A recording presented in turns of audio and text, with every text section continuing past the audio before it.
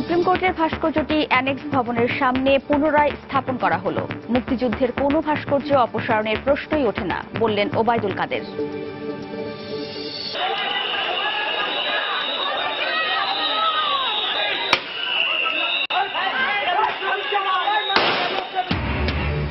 সাভারে জাহাঙ্গীরনগর বিশ্ববিদ্যালয়ের 2 শিক্ষার্থী নিহতের প্রতিবাদে সহপাঠীদের বিক্ষোভ, পুলিশের সঙ্গে সংঘর্ষ, উপাচার্য ভবন ঘেরাও। চট্টগ্রামের খাতুনগঞ্জে রসুন চিনির দাম কমলেও বেড়েছে রাজধানী সহ দেশের বিভিন্ন বাজারে। কাঁচা বাজারে আগুন, তদারকিতে সিটি কর্পোরেশন। রমজানে বড় ধরনের অর্থনৈতিক লেনদেন সহ ব্যাংক বিপণি বিতানে বিশেষ নিরাপত্তা ব্যবস্থা পুলিশের। চাঁদাবাজি ও যানজট রোধে মহাসড়কে থাকবে নজরদারি। এবং দেশে দেশে শুরু হলো সিয়াম সাধনার মাস রমজান। সেহরি ও ইফতার কিনতে দোকানে দোকানে ভিড়।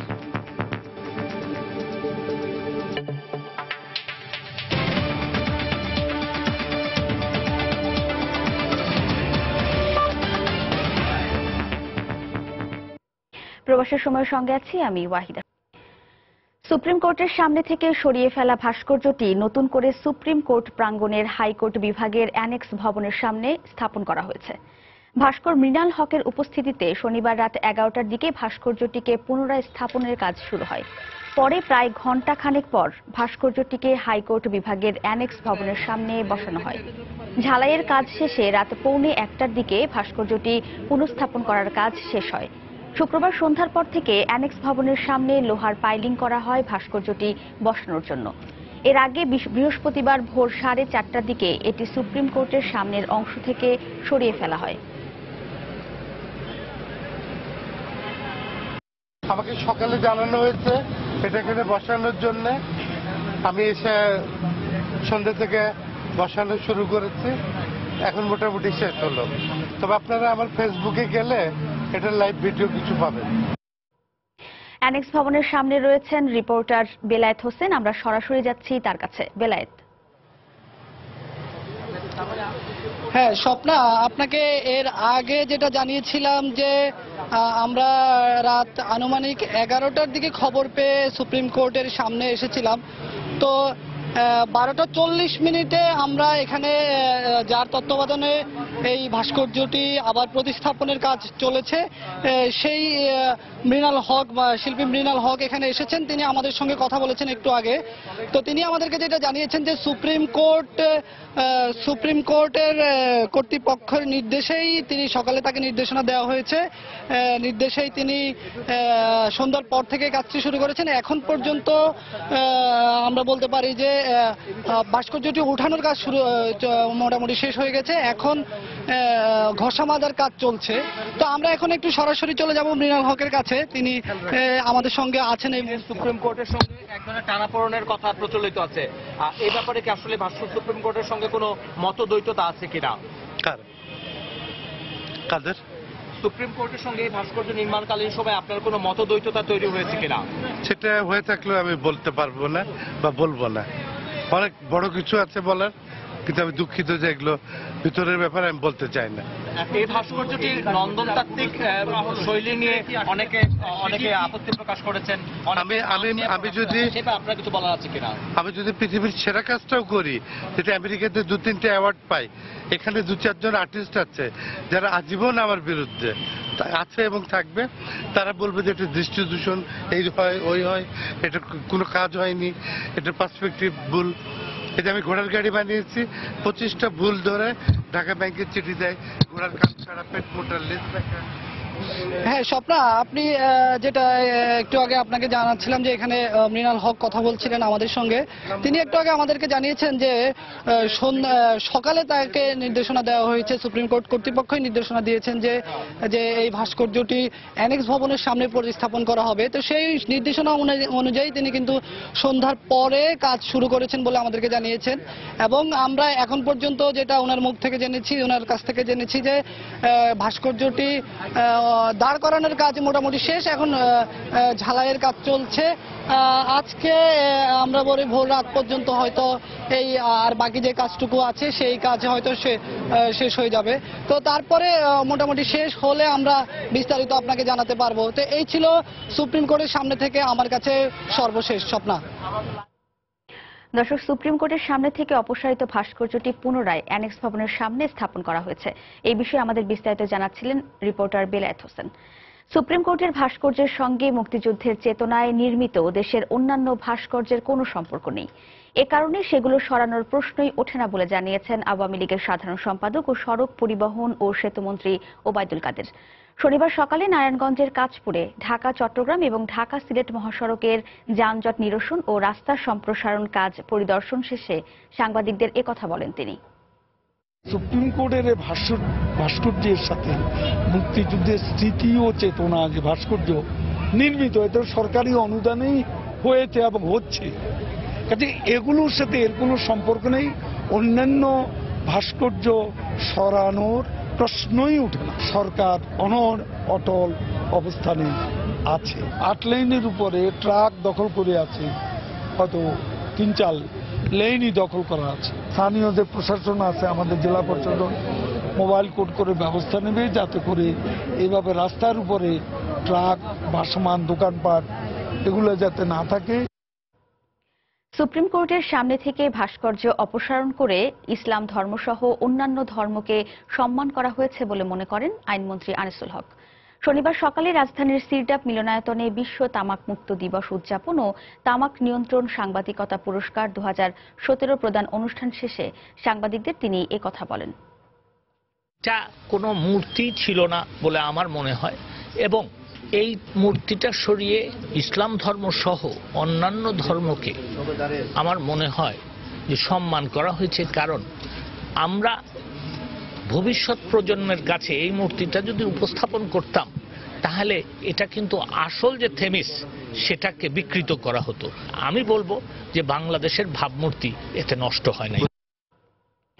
বিএনপি চেয়ারপারসন বেগম খালেদা জিয়ার কার্যালয়ে কেন পুলিশি তল্লাশি চালানো হয়েছে তা আওয়ামী লীগের সাধারণ সম্পাদক ওবায়দুল কাদেরের কাছে জানতে চেয়েছেন দলের মহাসচিব মির্জা ফখরুল ইসলাম আলমগীর। শনিবার দুপুরে রাজধানীর ইঞ্জিনিয়ার্স ইনস্টিটিউশনে এক আলোচনা সভায় এক প্রশ্ন রেখে তিনি বলেন, অপরাধ দমনের জন্য নয়, বিরোধী দলকে দমন করার জন্যই সরকার পুলিশকে ব্যবহার করছে।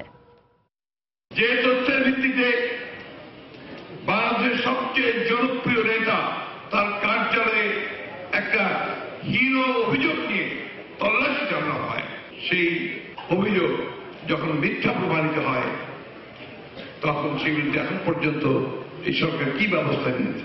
এই প্রশ্নের উত্তর অবশ্যই এই সরকারের দেওয়া উচিত, ওবায়দুল কাদের সাহেবের দেওয়া উচিত। তাদের পুলিশ বাহিনীকে তারা লেলিয়ে দিয়েছে রাজনৈতিক নেতাদের, বিরোধী নেতাদেরকে ধরার জন্য, ধ্বংস করার জন্য। প্রবাসের সময় আরো থাকছে। আসছে বাজেটে ভ্যাটের হার 15% হবে জানালেন অর্থমন্ত্রী। তবে আশ্বাস দিলেন অনেককে ভ্যাটের আওতা থেকে বের করে নিয়ে আসার। রমজান শুরুর আগে রাজধানীর পাইকারি বাজারে আমদানি করা রসুনের দাম কেজিতে বেড়েছে 25 থেকে 30 টাকা। পাইকাররা বলছেন, আমদানি সংকট দেখিয়ে বেশি দামে বিক্রি করায় অন্য বাজারেও এর প্রভাব পড়ছে। বেড়েছে চিনি সহ অন্যান্য পণ্যের দরও। এদিকে প্রতি সপ্তাহেই 2 থেকে 3 টাকা করে বাড়ছে সব ধরনের চালের দাম। রমজান শুরুর আগেই রাজধানীর পাইকারি বাজারে কেজিতে 30 টাকা করে বেড়েছে আমদানি করা রসুনের দর। চায়না রসুন বিক্রি হচ্ছে প্রতি কেজি 270 থেকে 275 টাকায়। আড়তগুলোতে পর্যাপ্ত আমদানি না থাকায় বেশি দামে কিনতে হচ্ছে বলে জানিয়েছেন পাইকাররা। তবে স্থিতিশীল রয়েছে দেশি রসুনের দর। এদিকে বাজারে সব ধরনের পেঁয়াজ ও আদার দাম প্রতি কেজিতে কমেছে প্রায় 2 থেকে 5 টাকা। অন্যদিকে রমজান মাসকে পুঁজি করে ঊর্ধ্বমুখী চিনির দর 4 থেকে 5 টাকা বেড়ে প্রতি কেজি চিনি বিক্রি হচ্ছে 70 টাকায়। মানুষের মনে কি জানি হবে, এই কারণে মানুষ 1 কেজি জায়গায় 5 কেজি কিনে, এই কারণে বাজারটা বাড়ছে। নাইলে কিন্তু রমজান বাজারে ইনশাল্লাহ আমাদের সম্পূর্ণ মালের দাম কম থাকবে। আর রসুনের বাজারটা হচ্ছে চায়না রসুনটা একটু কম আসে, এই কারণে বাজারটা একটু বেশি। রেডি ডিউ কিনি, তারপরও 8 দিন 10 দিন বয়ে থাকা লাগে গাড়ি একটা নিয়ে। চাহিদা পরিমাণ যদি মাল না দেয় দাম তো এমনিই বাড়বো। এদিকে দেশব্যাপী চলছে বোরো ধান মাড়াইয়ের ভরা মৌসুম। ব্যবসায়ী সহ ভোক্তারা আশায় ছিলেন কয়েক মাস ধরে বাজারে চালের দামের ঊর্ধ্বগতির লাগাম টেনে ধরবে মৌসুমের নতুন চাল। তবে পাইকারি বাজারে সরবরাহ সংকট বোঝা না গেলেও ব্যবসায়ীরা বলছেন, সংকটের সাথে মিলগুলোতে লোডশেডিং এর কারণে উৎপাদন কম দেখানো হচ্ছে। রোজা মাস চলে আসছে, এখনো যে কোম্পানিগুলো যার কাছে চাল চাই সেই বলে না চাল দেওয়া যাবে না। চাল নাই। তারা যেটা বলতেছে ওখানে নাকি সারাদিনে আপনার ওদের মিলের মধ্যে 2 ঘন্টা 4 ঘন্টা 5 ঘন্টা বিদ্যুৎ থাকে, প্রোডাকশন করতে পারতেছেন। যদি সরকার বাইরে দেশে আমদানি করে, আমদানি করার পর যদি জায়গা থেকে ট্যাক্সিল দেয়, হয়তো বাজার ডাউন হইতে পারে। বাজারে আগের দামেই ছোলা 85, মসুর 98 থেকে 100, মুগ ডাল 102 থেকে 116 এবং প্রতি কেজি খোলা সয়াবিন বিক্রি হচ্ছে 85 টাকা দরে। রমজানে এসব পণ্যের দাম বাড়বে না বলেও জানান ব্যবসায়ীরা। কাজল আব্দুল্লাহ, সময় সংবাদ, ঢাকা। রাজধানীর বাজারে রসুন চিনির দাম বাড়লেও কমেছে দেশের বৃহত্তম পাইকারি বাজার চট্টগ্রামের খাতুনগঞ্জে।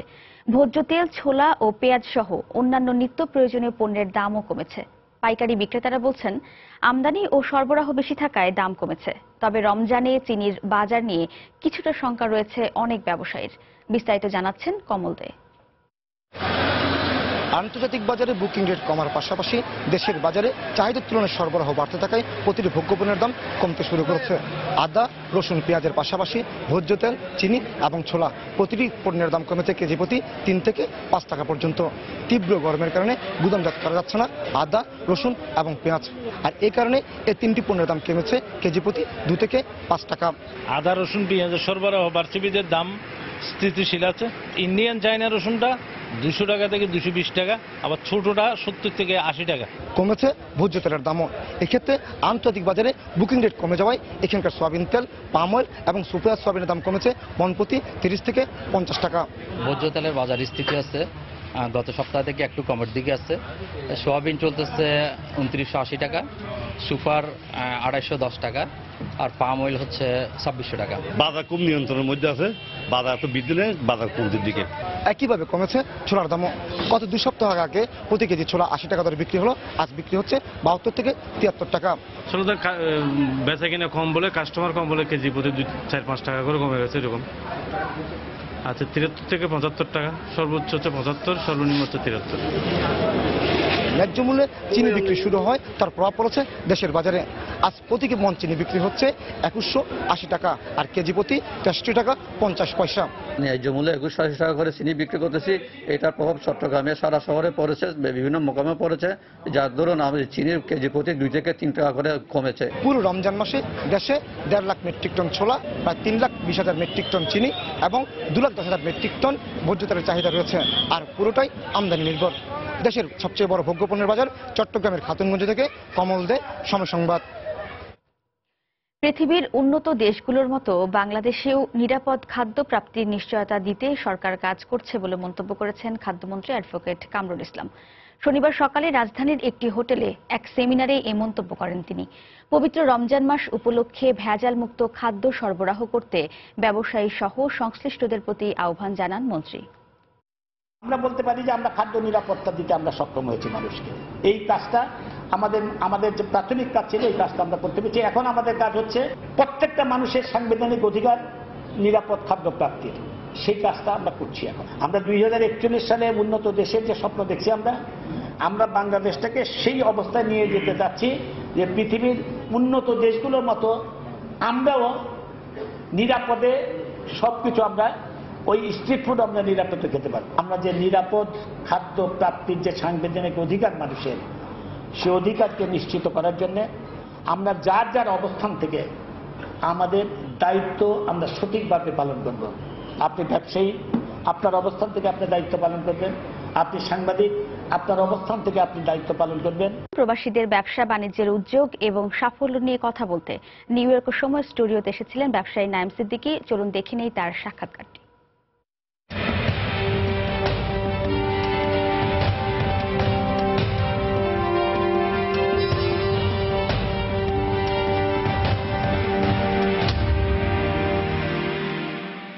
দর্শক, প্রবাসের বাংলাদেশ অনুষ্ঠানের সময় নিউ ইয়র্ক স্টুডিওতে আপনাদেরকে স্বাগত জানাচ্ছি। আমি শিহাবুদ্দিন কিসলু। আজকে আমাদের সাথে আলোচনায় অতিথি হিসেবে রয়েছেন মূলধারার ইন্স্যুরেন্স এবং রিয়েল এস্টেট ব্যবসায়ী নাইম সিদ্দিকী। নাইম সিদ্দিকী, আপনাকে স্বাগত আমাদের স্টুডিওতে। থ্যাংক ইউ, আমাকে ইনভাইট করতে। Thank you. দর্শক, আজকে আমরা আলোচনা করব প্রবাসে বাঙালি ব্যবসায়ী উদ্যোগ। নাইম সিদ্দিকী, আমি জেনে নিতে চাই যে প্রথমেই যে আপনার যে ব্যবসা, সেই ব্যবসায়ের পরিধিটা কি? So আমি mainly insurance ব্যবসাতে all kinds of general insurance, liability insurance, health insurance, life insurance 13 বছর করছি এখানে নিউ ইয়র্কে, and real estate করি about 10 বছর ধরে এখানে। আমরা যদি ব্যবসায়িক উদ্যোগ এন্টারপ্রেনারশিপের কথা বলি, সেদিক থেকে আমাদের বাঙালিরা কেমন করছে? আলহামদুলিল্লাহ আমি দেখছি অনেক মানুষ এখানে বাঙালিরা different parts of the city, Brooklyn, Bronx, even Manhattan or Queens, different types of business, they've been successful. So I mean, I definitely see room for growth, like opportunity ase. But the first step is actually the hardest thing আমি মনে করি is to open a business. So আমি দেখছি যে more and more বাঙালিরা আস্তে আস্তে risk নিচ্ছে। আমাদের অনেক রিটেল বিজনেস or অনেক স্বাভাবিক রেস্টুরেন্ট বিজনেস, রাইট? বাট এখন অনেক বাঙালিরা ঢুকছে সার্ভিস ইন্ডাস্ট্রিতে। So just like why I do agency business or any other services like accounting services or financial services, আমি দেখছি more and more, or maybe more people, our generation, a second generation, third generation Bangladesh, they'll take different steps. আমাদের competitor কারা? সবাই, I mean চাইনিজরা, রাশিয়ানরা, I mean regular আমেরিকানরা, so আমাদের অনেক competition আছে, and I think one of our biggest competition is আমরা নিজে, especially technology industry, the technology sector. আমরা দেখছি Indianরা or Asianরা, they're doing very successful. Bangladesh should be also up there. We have the language capability, the ingenuity and the intelligence. বাঙালি ব্যবসায়ের ক্ষেত্রে অনেকেই আমরা long term চিন্তা করি না, কিংবা আমাদের ব্যবসায় যে ধরনের শুরু হয় ঠিক সেভাবে আমরা এটাকে ধরে রাখতে পারি না। সেই জায়গাটা থেকে আপনার কি মনে হয়? So you brought up a very good point. যে আমরা লং টার্ম থিঙ্কিং, বিগ পিকচারটা দেখছি না, রাইট? সো বিগ পিকচার মানে 10, 15, 20 বছর পরে, নট জাস্ট এখন or না 1-2 বছর পরে। So I think one of the biggest thing আমাদের কমিউনিটিতে যে leadership in business, leadership in politics or whatever, but especially in business you have to have the foresight. You have to see যে American companies, আমি American companyতে কাজ করছি over 10-12 years in corporate America. আমি যে দেখছি যে আমরা যখন entry level job এ থাকি, we only see about this week, this month, এই বছর। but যারা বসরা হেড কোম্পানি হেডকোয়ার্টার্সে থাকে, ওরা ফোরকাস্ট করছে 10, 15, 20 বছর পরে এই বিজনেসটা কি হবে, কিভাবে অ্যাডাপ্ট করবে। So I think that's one thing আমরা অ্যাজ বাঙালিজ আমি দেখি না যে, আছে মানুষ একজন আছে যে they're visionaries, right? সো মনে করে যে কি করবে এই বিজনেস, কিভাবে অ্যাডভান্স করবে। টেকনোলজি তো এত ফাস্ট মুভ করে that we can't anticipate things unless you plan, and বসে actually we have to sit down and actually or discuss with your peers and business partners how to advance the business, and I think that's a very important. Be open-minded and be able to take a challenge. অনেক মানুষ risk নিতে চায় না, right? Most people are risk averse, মানে they're afraid of taking a risk, but risk না নিলে there's not big rewards. So I think if you can think about taking a good risk, a calculated risk মানুষ বলে, and just be open-minded, I think anybody can be successful. Any business like successful হয় না overnight, right? সময় লাগে, intelligence লাগে, টাকা লাগে, you have to invest into your business, and some people are reluctant to do it, করতে চায় না, and some people want to do it and take the risks. এই পর্যায়ে একটা জিনিস জানতে চাই, এই যে নতুন ট্রাম্প প্রশাসন আসার পরে আসলে ব্যবসায়ের অবস্থাটা কেমন? Mr. Trump, President Trump, like a businessman, right? He's still a businessman. He was a businessman. So উনি, from what I see, আমি যেটা পড়ছি আমি দেখছি, উনি সাহায্য করতে চায় for businesses, right? So depending on কোন business, so real estate business, ওটা ওনার business, ওটা definitely help করতে চায় উনি, and also insurance business, যেটা আমি business, a health insurance, a Affordable Care Act, যেটা ওবামা কেয়ার মানুষ বলতো, 2 সপ্তাহ আগে তো কংগ্রেস ভোট করলো যে নো মোর, ওবামা কেয়ার শেষ, এখন এটা ট্রাম্প কেয়ার হবে না, নতুন একটা ইন্স্যুরেন্স প্রোগ্রাম হবে। আর আমরা সবাই নিউজে দেখছি যে over 23 million people, persons in America affect হবে their insurance. আমরা তো মাইনরিটি কমিউনিটি, রাইট? আর উনি তো অনেক খারাপ জিনিস বলছে অনেক মাইনরিটির জন্য, জাস্ট মুসলমানদের জন্য, মেক্সিকানদের জন্য, অনেক মানুষের জন্য। সো ওটার জন্য আমাদের একটু কঠিন হবে, রাইট? বিকজ উনি যে এত কথা বলছে, কিন্তু সবাই ওটা বিলিভ করে না, সব আমেরিকানরা ওনার সাথে না, রাইট? ওনার দলে অনেক মানুষ ভোট করছে, অনেক মানুষ ভোট করে নাই। সো আমি যেটা দেখছি, economy দেখে, যে স্টক মার্কেট দেখে, স্টক মার্কেট তো রাইজ হচ্ছে। উনি প্রেসিডেন্ট হওয়ার পরে 1-2 দিন পর অনেক বাড়ছে, রাইজ এখনো বাড়তে আছে। সো আমরা স্টাডিলি আমি দেখছি যে আস্তে আস্তে বিজনেস ক্লাইমেটটা ইনক্রিজ করছে। সোশ্যাল ও ইকোনমিক অন্য জিনিস মে নট বি এত ইনক্রিজ হচ্ছে না, বাট আমি ব্যবসার উপলক্ষে দেখছি যে ইটস গোনা গেট বেটার, আর ভালো হবে। আপনার পরামর্শ কি আমাদের বাঙালি কমিউনিটির জন্য, কিভাবে বাঙালি কমিউনিটি আরো বেশি ফ্লারিশ করতে পারে? জি, আমি দেখছি যে অনেক জিনিস আছে, লাইক অনেক একটা ব্যবসা খুলতে অনেক রিস্ক নিতে হয়, অনেক চান্স নিতে হয়। সবাই লাইক করে যে একটা স্টাডি ইনকাম আসতে। সো বিজনেস খোলার সময় অনেক এক্সপেন্স থাকে, কয়েক বছর চলতে হয় without very minimal low income. কিন্তু ব্যবসার আই থিঙ্ক যত বেশি সময় দেওয়া যায়, যত টাইম দেওয়া যায়, যত পরিশ্রম করা যায়, অলমোস্ট এনি ধরনের বিজনেস সাকসেসফুল হতে পারে। America is the land of opportunity, right? So anybody কেউ কিছু করতে পারে।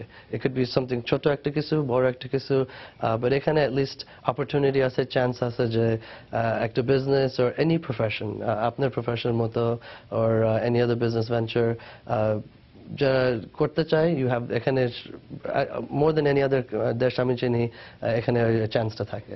সো নাইম, আপনাকে অনেক ধন্যবাদ আপনার এই মূল্যবান সময় দেওয়ার জন্য। অনেক ধন্যবাদ, থ্যাংক ইউ। দর্শক, আজকের মতো এখানেই বিদায় নিচ্ছি। আবারও দেখা হবে নতুন কোনো অতিথিকে সাথে নিয়ে। সেই পর্যন্ত সুস্থ থাকুন, ভালো থাকুন।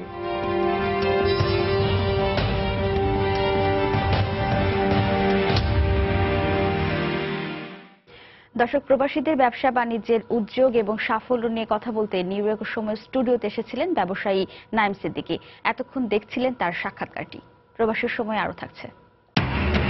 চ্যাম্পিয়ন্স ট্রফির অফিসিয়াল প্রস্তুতি ম্যাচে জয়ের সম্ভাবনা জাগিয়েও হেরেছে বাংলাদেশ। শেষ ওভারে 2 উইকেটে জিতল পাকিস্তান। সাভারে সড়ক দুর্ঘটনায় জাহাঙ্গীরনগর বিশ্ববিদ্যালয়ের 2 শিক্ষার্থী নিহতের প্রতিবাদে উপাচার্যের ভবন ঘেরাও এবং ভাঙচুরের সঙ্গে জড়িত 47 জনকে আটক করে থানায় নিয়ে গেছে পুলিশ। রাতে ভিসির বাসভবন ও ক্যাম্পাস থেকে তাদের আটক করা হয়। এর আগে ঢাকা আরিচা মহাসড়ক অবরোধ করে বিক্ষোভ করেন শিক্ষার্থীরা।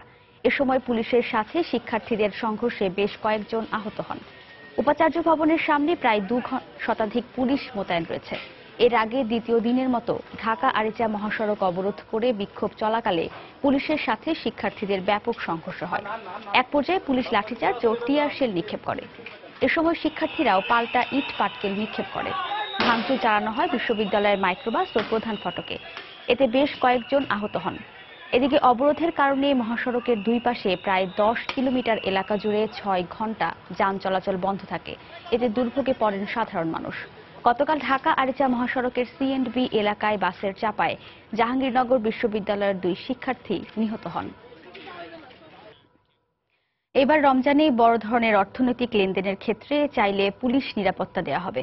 এছাড়া ব্যাংক, বিপণী বিতান সহ লোক সমাগম হয় এমন সব স্থানে বিশেষ নিরাপত্তা ব্যবস্থা থাকবে বলে জানিয়েছেন পুলিশ মহাপরিদর্শক। তিনি বলেছেন, রাজধানী এবং গুরুত্বপূর্ণ মহাসড়কগুলোতে যানজট রোধে থাকবে বিশেষ নজরদারি। বিস্তারিত জানাচ্ছেন খান মোহাম্মদ রুমেল।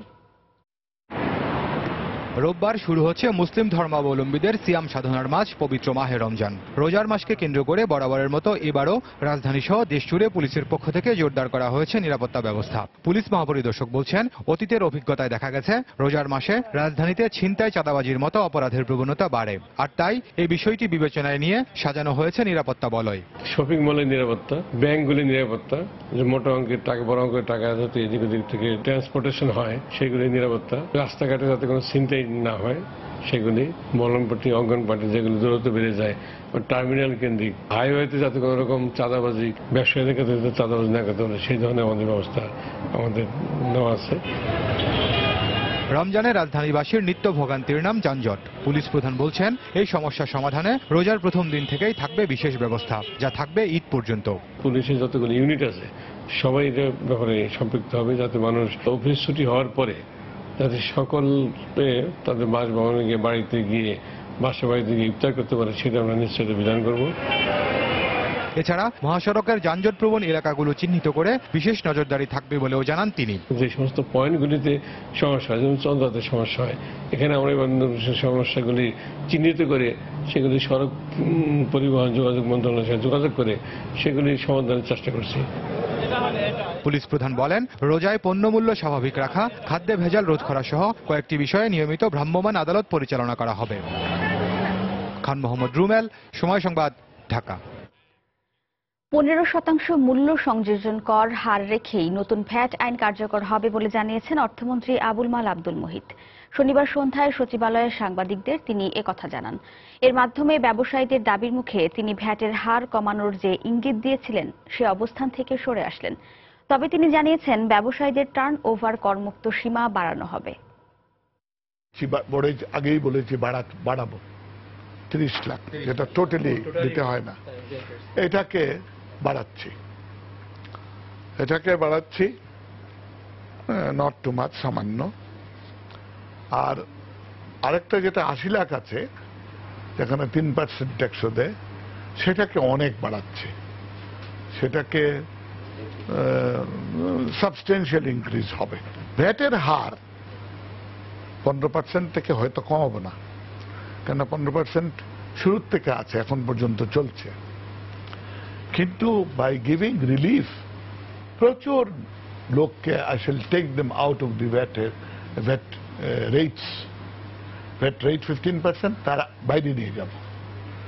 অর্থাৎ ওই 3% ওয়ালা এদের সংখ্যা অনেক বাড়বে। এবার প্রবাসের খবর। ভিসা মেয়াদ উত্তীর্ণ হলে কারাদণ্ডের বিধান রেখে একটি বিল অনুমোদন করেছে মার্কিন কংগ্রেসের জুডিশিয়ারি কমিটি। প্রস্তাবটি উত্থাপনের মাত্র 10 দিনের মধ্যে জুডিশিয়ারি কমিটি তা অনুমোদন দেয়ায় দ্রুত বিলটির ওপর প্রতিনিধি পরিষদ ও সিনেটে ভোটাভুটি হতে পারে বলে ধারণা করা হচ্ছে। নতুন আইনে বলা হয়েছে, কারো ভিসা যদি 1 মিনিটের জন্য মেয়াদ উত্তীর্ণ হয় তবে তাকে কারাদণ্ড ও জরিমানা উভয় দণ্ডে দণ্ডিত করা হবে। এছাড়া কোনো ধরনের ওয়ারেন্ট ছাড়া গ্রেফতার, বাধ্যতামূলক ডিটেনশন এবং দ্রুত বহিষ্কারের প্রক্রিয়ার কথাও উল্লেখ করা হয়। কারো আচরণ সন্দেহজনক মনে হলে তাকে বহিষ্কারের বিধানও রাখা হয়েছে। এই অবস্থায় প্রবাসী বাংলাদেশিদের সতর্ক হওয়ার পরামর্শ দিয়েছেন ইমিগ্রেশন আইনজীবীরা।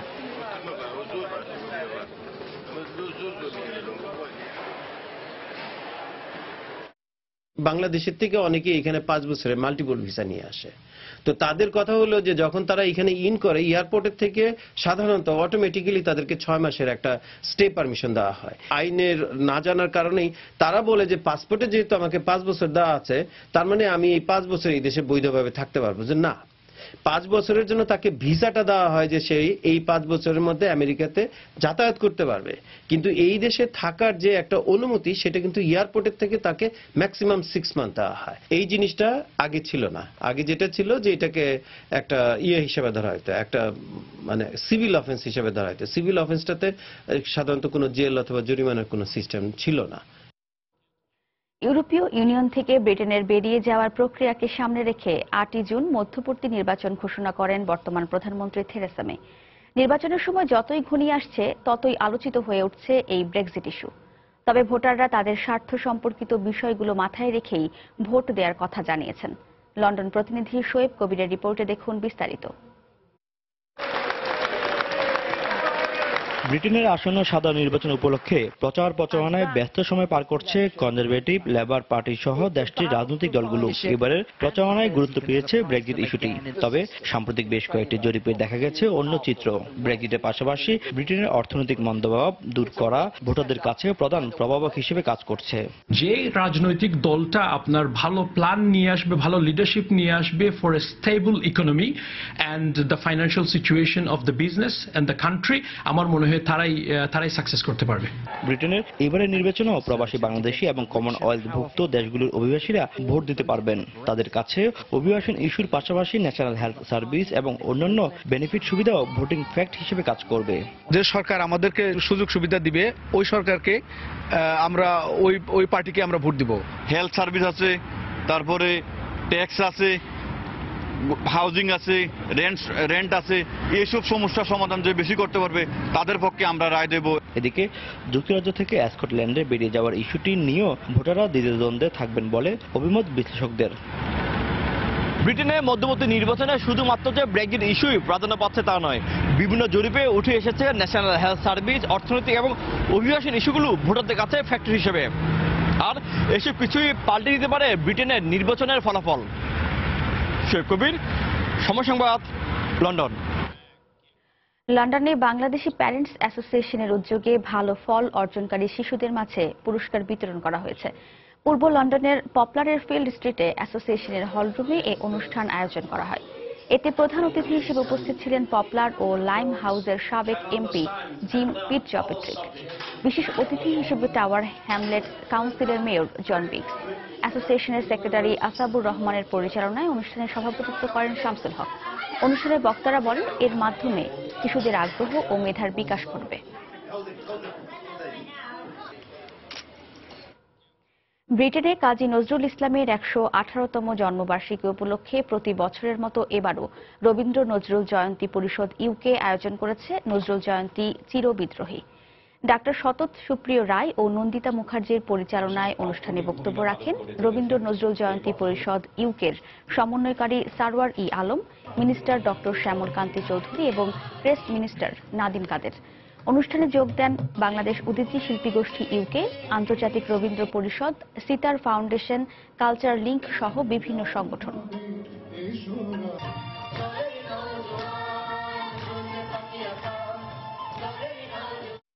শনিবার থেকে ব্রিটেনে শুরু হয়েছে পবিত্র মাহে রমজান। এ উপলক্ষে বাঙালির ঘরে ঘরে তৈরি করা হয় নানা পদের মুখরোচক সেহরি ও ইফতার। পুরো মাসের জন্য সেহরি ও ইফতারের প্রয়োজনীয় সামগ্রী কিনতে পূর্ব লন্ডনের দোকানগুলোতে ভিড় জমান প্রবাসী বাংলাদেশিরা। রমজানে উপলক্ষে বাড়তি প্রস্তুতি নিয়েছেন দোকানিরাও। দ্রব্যমূল্য রাখা হচ্ছে নাগালের মধ্যে। বিস্তারিত আমাদের লন্ডন প্রতিনিধি শোয়েব কবিরের রিপোর্টে। প্রবাসী কর্মব্যস্ততার মধ্যে রমজানের কেনাকাটায় ব্যস্ত লন্ডনের প্রবাসী বাংলাদেশিরা। এমনকি অনেকে কেনাকাটা করতে লন্ডনের বাইরের বিভিন্ন শহর থেকেও আসছেন এই পূর্ব লন্ডনে, যেখানে সহজে কিনতে পাওয়া যায় দেশীয় সব সবজি সহ ইফতার ও সেহেরি তৈরি সব ধরনের উপকরণ। যেহেতু আজকে থেকে রোজা শুরু হচ্ছে, এই জন্য আমরা 1 মাসের বাজার করার জন্য এখানে আসছি। রমজান মাসে কাজের ফাঁকে ফাঁকে হয়তো আমরা শপিং করতে পারি না, তো যার কারণে চেষ্টা করবো যদি বাসায় সবকিছু থাকে হয়তো সময় মতো আমরা সবকিছু করতে পারবো। রোজা উপলক্ষে ইফতারও লাগে কিছু অতিরিক্ত খরচ করা লাগে, আবার সেই লাগেও খরচ করা লাগে অতিরিক্ত আর কি। রমজানে বাংলাদেশে বিভিন্ন পণ্যের দাম বাড়লো, ব্রিটেনে তার উল্টো। নাগালের মধ্যেই রাখা হয় দ্রব্য মূল্য, এমনকি থাকে নানা ধরনের মূল্য ছাড়ও। দাম অতিরিক্ত না এবং ন্যায্য মূল্য পাওয়া যায়। রমজানকে ঘিরে বেশ জমে উঠেছে বিক্রির পর্ব। ক্রেতাদের চাহিদা অনুযায়ী সেবা দিতে দোকানিরা পার করছেন ব্যস্ত সময়। রমজান উপলক্ষে অনেক ভালো ভালো স্পেশাল অফার দিচ্ছি। আগস্টে এখনো মোটামুটি খারাপ না, এই রমজান মাসে আলহামদুলিল্লাহ ভালো বিজি আছে। এবার ব্রিটেন প্রবাসীরা দীর্ঘ 18.5 ঘন্টা রোজা পালন করবেন। শুরু হয়েছে পবিত্র মাহে রমজান। পূর্ব লন্ডনের দোকানগুলোতে পুরো মাসের জন্য সেহরি এবং ইফতার সামগ্রী কিনতে ভিড় জমাচ্ছেন প্রবাসীরা। আর এই সময়ে দোকানদাররাও বিভিন্ন পণ্যের উপর দিচ্ছেন বিশেষ মূল্যছাড় সহ নানা অফার। এদিকে শনিবার থেকে পবিত্র মাহে রমজান শুরু হয়েছে নরওয়ে, কানাডা, ইতালি ও ফ্রান্স সহ ইউরোপের দেশগুলোতেও। সেখানেও সেহরি ও ইফতারের প্রয়োজনীয় সামগ্রী কিনতে দোকানগুলোতে ভিড় করছেন ইসলাম ধর্মাবলম্বীরা। শোয়েব কবির, সময় সংবাদ, লন্ডন। এদিকে সৌদি আরবের সঙ্গে মিল রেখে মধ্যপ্রাচ্যের আরেক দেশ কাতারে শুরু হয়েছে সিয়াম সাধনার মাস পবিত্র মাহে রমজান। রমজান উপলক্ষে কাতারের রাজধানী দোহারের বিভিন্ন দোকানে বসে পাহাড়ি ইফতারের পসরা। শনিবার স্থানীয় সময় সন্ধ্যা 6:18 ইফতার করে প্রথম রোজা পালন করেন প্রবাসী মুসল্লিরা। ইফতারের আগ মুহূর্তে দেশ, জাতি ও মুসলিম উম্মার সুখ ও শান্তি ও সমৃদ্ধি কামনা করে বিশেষ মোনাজাত পরিচালনা করা হয়। আমরা আসলে প্রবাসী থাকার কারণে বাংলাদেশের মতো এখানে ইফতারের আয়োজন করতে পারি না, তারপর আমরা চেষ্টা করে যাচ্ছি বাংলাদেশের ঐতিহ্য কৃষ্টি কালচার এখানে উপভোগ করার জন্য। আলহামদুলিল্লাহ এখানে বাংলাদেশের হয়তো সম্পূর্ণ তারপর যেখানে বাংলাদেশের যারা আছে সকলে আমাদের বাংলাদেশের ছেলে ইফতারের আয়োজন করতেছে। আমরা সকল প্রবাসীরা আসছি ইফতার কেনার জন্য। দৈনিক পূর্ব দেশ সম্পাদক Mujibur Rahman CIP Chattogram chambers of commerce and ইন্ডাস্ট্রিজের পরিচালক নির্বাচিত হওয়ায় সংযুক্ত আরব আমিরাতের শারজায় সংবর্ধনা দিয়েছে ইউএই চট্টগ্রাম জেলা আওয়ামী নেতৃবৃন্দ। সংগঠনের আহ্বায়ক নুরুল আবছারের সভাপতিত্বে ও সদস্য সচিব শৈবাল বড়ুয়ার পরিচালনায় সভায় বিশেষ অতিথি হিসেবে বক্তব্য রাখেন শারজা বিজনেস ফোরামের সভাপতি নজরুল ইসলাম, শারজা বঙ্গবন্ধু পরিষদের সভাপতি আহমেদ আলী জাহাঙ্গীর, দুবাই বঙ্গবন্ধু পরিষদের ভারপ্রাপ্ত সভাপতি নুরুন্নবী রওশন সহ আরও অনেকে। মানবতার সেবায় কাজ করতে কুয়েতের ফেনী সমিতির আয়োজনে এক সভা অনুষ্ঠিত হয়েছে। কুয়েত সিটির এক রেস্তোরাঁয় সমিতির আহ্বায়ক মোশাররফ হোসেন রিপনের সভাপতিত্বে সদস্য সচিব প্রকৌশলী আবু সাইদের পরিচালনায় প্রধান অতিথি হিসেবে উপস্থিত ছিলেন সংগঠনের প্রধান উপদেষ্টা রাজনীতিবিদ ফয়েজ কামাল। বিশেষ অতিথি হিসেবে উপস্থিত ছিলেন জাফর আহমেদ রাসেল। সভায় বক্তারা ফেনীবাসীদের ঐক্যবদ্ধ হয়ে দুর্গত মানুষের সাহায্যে কাজ করার আহ্বান জানান। প্রায় 18 ঘণ্টা পর শনিবার দুপুরে শেষ হল সাভারের নামাগ্যান্ডার জঙ্গি আস্তানায় আইনশৃঙ্খলা রক্ষা বাহিনীর অভিযান। উদ্ধার করা হয় 7টি গ্রেনেড ও 3টি সুইসাইড ভেস্ট। তবে আটক করা যায়নি কাউকে। নিরিবিলি হওয়ায় জঙ্গিরা আস্তানা গড়তে সাভারের এই এলাকাটি বেছে নিয়েছিল বলে ব্রিফিংয়ে জানান ঢাকা জেলা পুলিশ সুপার। সাভারের গ্যান্ডা মেইন রোড থেকে প্রায় 2.5 কিলোমিটার ভিতরে নামাগ্যান্ডা এলাকা। সাকিব আহমেদের মালিকানাধীন 6তলা ভবনের 2য় তলার একটি কক্ষে নব্য জেএমবির কয়েকজন সদস্য থাকতে পারে এমন তথ্যের ভিত্তিতে শুক্রবার রাতে সেখানে অভিযান চালায় পুলিশ। তবে তার আগেই পালিয়ে যায় জঙ্গিরা। রাতে বন্ধ থাকলেও শনিবার সকালে আবার শুরু হয় অভিযান। সকালে ঢাকা থেকে যোগ দেয় বোম ডিসপোজাল ইউনিট ও কাউন্টার টেরোরিজম ইউনিট। অভিযানে অংশ নেয় ফায়ার সার্ভিস সদস্যরাও। নিরাপত্তার জন্য আশেপাশের এলাকায় ঘিরে রাখা হয়। নিরাপদ দূরত্বে সরিয়ে নেওয়া হয় বাড়িটির আশেপাশের বাসিন্দাদের। বন্ধ রাখা হয় গ্যাস, পানি, বিদ্যুৎ সংযোগ। দুপুর 3টায় শেষ হয় অভিযান। উদ্ধার করা হয় 7টি গ্রেনেড ও 3টি সুইসাইড ভেস্ট। পরে সেগুলো নিষ্ক্রিয় করা হয়। তারা নাশকতা করার জন্য এই জায়গাটি তারা বেছে নিয়েছে এবং এটা তাদের কাছে উত্তম জায়গা মনে হয়েছে। আর আমরা মনে করি যে আমাদের এই এলাকাতে নজরদারিটা কম ছিল, আমরা এদিকেও নজরদারি বাড়িয়ে দেব। এদিকে স্থানীয় সংসদ সদস্য জঙ্গিবাদ দমনে জনগণকে এগিয়ে আসার আহ্বান জানান। যে জঙ্গিবাদ দমন করার জন্য সরকারের পক্ষে কখনোই সম্ভব না যদি এটা পাবলিক অ্যাওয়ারনেস এন্ড পার্টিসিপেশন না থাকে। জনগণকে সচেতন হতে হবে এবং জনগণকে এগিয়ে আসতে হবে। এলাকাবাসী ও বাড়িটির মালিক জানান 1 মাস আগে কসমেটিক ব্যবসায়ী পরিচয়ে বাসাটি ভাড়া নেয় এক ব্যক্তি। খুব একটা মিশতো না, ওই চার দোকানে গেলেও শুধু চা খেয়ে বেরোয় চলে আসতো। রিক্সা দিয়ে ওরা আসতো যাইতে এই পরিচয় 1 মাস 18 দিন হয়েছে উনি বাসায় উঠছে। ওনারা আসতো একজন, সেটা হচ্ছে ওনার শালক। আমি ওনাকে জিজ্ঞেস করছি উনি কে, বলছে উনি আমার শালা, উনি আসবে এবং বলছে এই মান্থ পরে ওনার শাশুড়ি আসবে। এর আগে একই এলাকার আরেকটি বাসায় অভিযান চালানো হলেও সেখান থেকে কিছু পাওয়া যায়নি বলে জানিয়েছে পুলিশ। শাহরিয়ার জামান দ্বীপ, সময় সংবাদ, সাভার।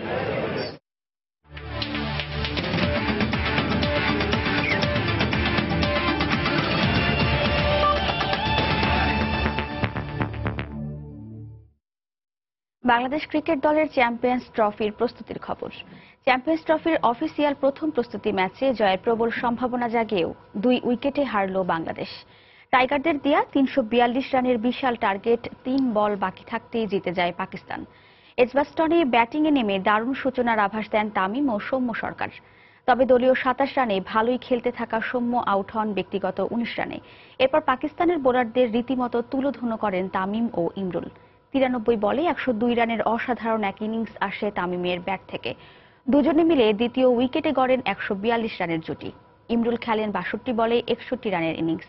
এরপর মুশফিকের 46, মাহমুদুল্লাহর 29, মোসাদ্দেকের 26 ও সাকিবের 23 রানের সুবাদে 350-র কাছাকাছি পৌঁছায় টাইগাররা। জয়ের লক্ষ্যে ব্যাট করতে নেমে বেকায়দায় পড়ে পাকিস্তান। দলীয় 19 রানের মধ্যে স্পিড স্টার তাসকিন ও মাশরাফির গতির কাছে হার মেনে সাজঘরে ফেরেন 2 পাকিস্তানি ব্যাটসম্যান আজহার আলী ও বাবর আজম। এরপর হাল ধরে খেলতে থাকা আহমেদ শেহজাদকে আউট করেন সাকিব আল হাসান। তিনি করেন 44 রান। মোহাম্মদ হাফিজ 49 আর মালিক 72 রানে আউটের পর দ্রুতই সাজঘরে ফেরেন সরফরাজ আহমেদ এবং ইমাদ ওয়াসিম। দলীয় 249 রানে 8 উইকেট হারানোর পর জয়ের প্রবল সম্ভাবনা জাগিয়েছিল বাংলাদেশের। কিন্তু নাটকীয়ভাবে ফাহিম আশরাফের 64 ও হাসান আলীর 27 রানে চড়ে অপ্রত্যাশিত জয় তুলে নেয় পাকিস্তান। এ পর্যায়ে শীর্ষ সংবাদগুলো জানিয়ে দিচ্ছি আরেকবার। সুপ্রিম কোর্টের ভাস্কর্যটি অ্যানেক্স ভবনের সামনে পুনরায় স্থাপন করা হলো। মুক্তিযুদ্ধের কোনো ভাস্কর্য অপসারণের প্রশ্নই ওঠে না, বললেন ওবায়দুল কাদের।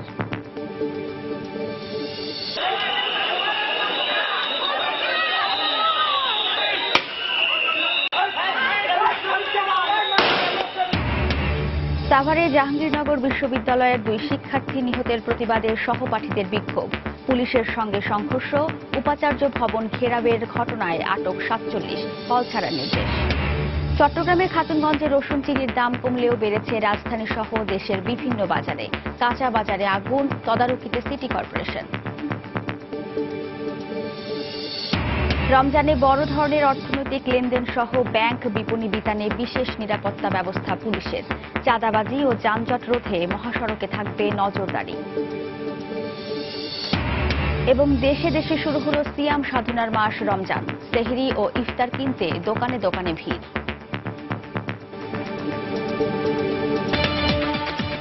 এই ছিল প্রবাসের সময়। যে কোনো খবর পেতে ভিজিট করুন সময়নিউজ.টিভি।